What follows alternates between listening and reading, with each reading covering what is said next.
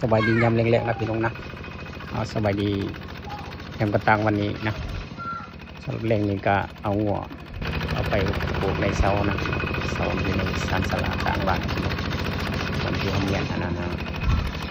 โรงศพของผีหลานสายนะหลานสายเป็นคนรู้สึกสำหรับในงานประเพณีเป็นเอา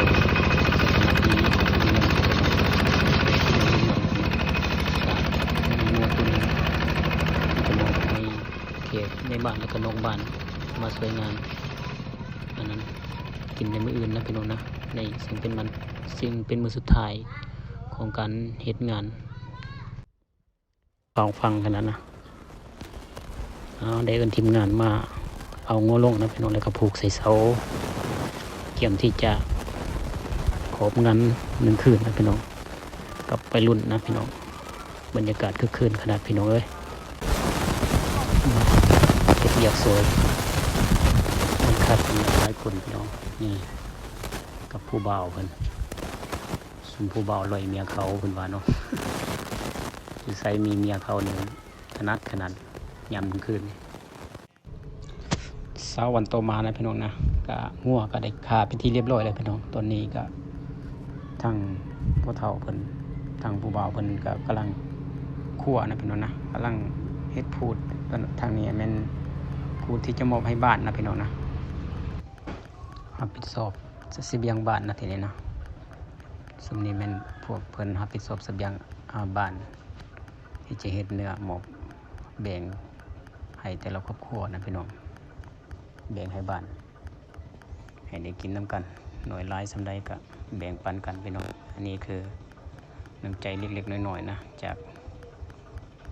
ทีมเบาแนมนะที่ได้มอบให้เพิ่นเพราะว่าเบาแนมก็ได้สร้างงานตัวนี้ขึ้นมากับครอบครัว5 ครอบครัวก็บ่มีหยังหลายพี่น้องมีแต่งัวตัวเดียวนี่แหละอันนี้เป็นผักสวนคานะ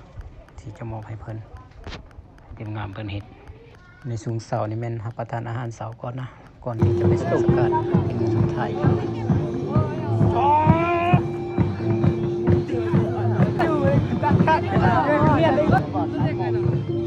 มาเดินกันไปเยอะไปกันไปดม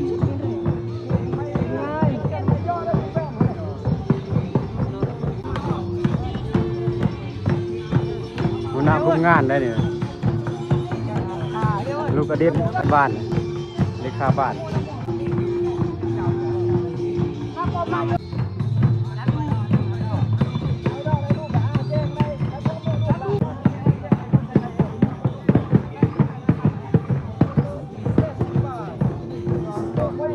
เยียบคนใหญ่เพิ่นเมา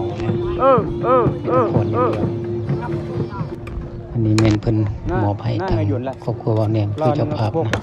ชิ้นส่วนหัวกับเนื้อจะโพกนะสิแล้วพี่น้องเอ้ยแบ่งกันใส่แบ่งกันกินหน่อยละสำใดก็เอาสำนั้นพี่น้องบ่ได้ว่าหยัง1 2 3เพราะอันนี้เต็มแล้วตะต่อตาแล้วมาตะต่อ3 1 4เนี่ย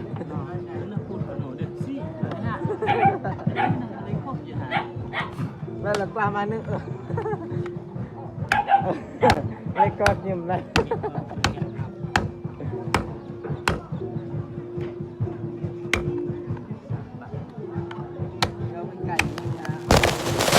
ศึกษากันนะสองทานเพิ่นนั่งปีนั่งจีเนื้อปีเนื้อลมกันยังมีความสุขพี่น้องป้านี่แหละชีวิตไทยบ้านเฮาปิงศีลไปนำลมกันไปนำจะได้มีอรรถรสดี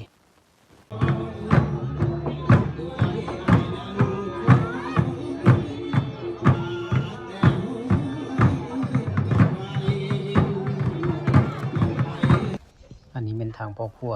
ทางบ้านเองนะพี่น้องเพิ่นมาเฮ็ดกินนะก่อนที่จะรับประทานอาหารเช้านะเตรียมที่จะไปสงสการซึ่งเป็นมื้อสุดท้ายของงานแล้วพี่น้องเอ้ยก็มาเบิ่งทางพ่อครัวเพิ่นแต่งกินแต่งอยู่พี่น้องว่าตอนนี้ก็หิวข้าวแล้วสิสวยแล้วพี่น้องเอ้ยเพราะว่าเฮ็ดเนื้อมากก็ 7-8 โมงตอนนี้ก็9 โมง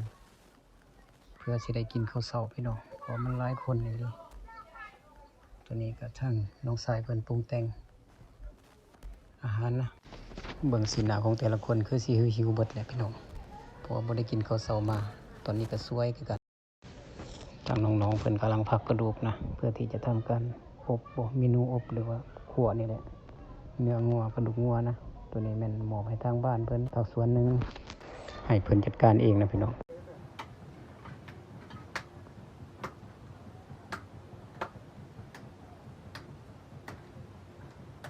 เอาหมูลอยได้ปรุงอะไร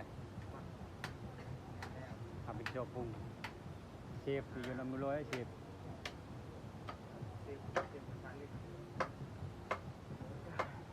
แล้วจะมาฝ่าได้แล้วครับหมูลอยยังมาจุ่มจุดเลยเด็ดเนาะเราเนาะ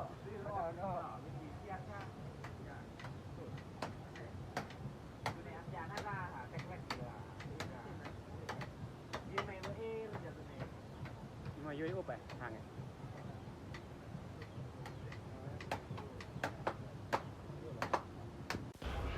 ทางนั้นก็เป็นชิ้นส่วนของกระดูกที่ฟักมานะพี่น้องนะส่วนเนื้อก็เป็นอยู่ในนี่ซอยไปที่เรียบร้อยเลย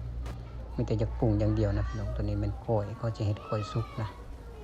นี่เป็นเนื้องัวปลาตะเสบคักแท้อยู่ในสามใหญ่โอ้อ้ายเพิ่นอยากกินเลือดบ่ไอเล่เพิ่นนะนี่เป็นอ้ายเพิ่นนะอ้ายใหญ่เพิ่นโหน้าเสบียงนี่เลือดเต็มสามโอ้มันเพิ่นสิกินเลือดบ่จกเลยพี่น้องจกเลยกาบ่ลองบ่เอารุ่นเอาเพิ่นสิกานี่ใส่บ่ง่ายว้าโอ้บ่กาโอ้บ่ลอยนี่ว่า